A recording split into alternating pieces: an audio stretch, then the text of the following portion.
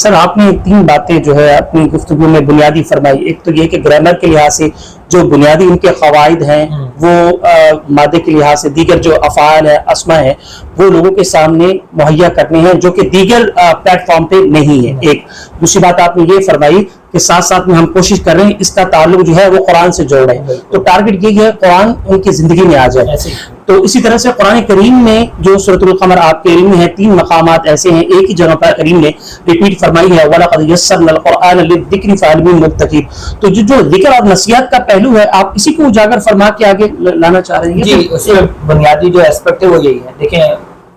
بلکہ یوں میں اپنی بات کو یوں رکھوں گا کہ دیکھیں عربی گرامر کے ایک تو ہے بیسک کورسز نا, وہ الحمدللہ بہت سارے لوگوں نے کیے ہوئے بھی ہوتے ہیں ہمارے ادارے سے یا دیگر اداروں سے بھی یا دیگر یوٹیوب چینل سے انہوں نے بیسک عربک کی چیزیں جو سیکھ لی ہوتی ہیں, لیکن اس عربک کو قرآن مجید پر کیسے اپلائی کرنا ہے یہ اسپیکٹ تھوڑا سا مسنگ رہتا ہے. تو میرا جو فوکس ہے وہ یہی ہے کہ وہ اس چیز کی طرف آئے. نمبر 1. نمبر 2 یہ کہ جب ہم قرآن مجید کا ترجمہ کرتے ہیں تو ہمارے لیے بہت سارے اور پہلو بھی اس میں سامنے آتے ہیں, تو اس میں وہ نصیحت کا جو فیکٹر ہے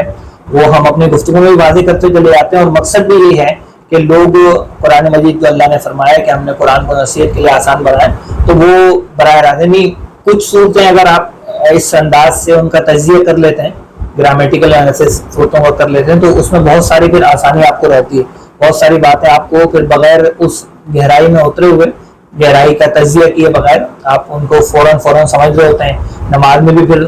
توجہ اور دھیان جو وہ بڑھ جاتا ہے, اور عمومی طور پر بھی قرآن مجید کو پڑھتے ہوئے بہت ساری باتیں جو وہ سمجھ میں آتی ہیں, تو یہ ایک اس کا فائدہ ہوتا ہے.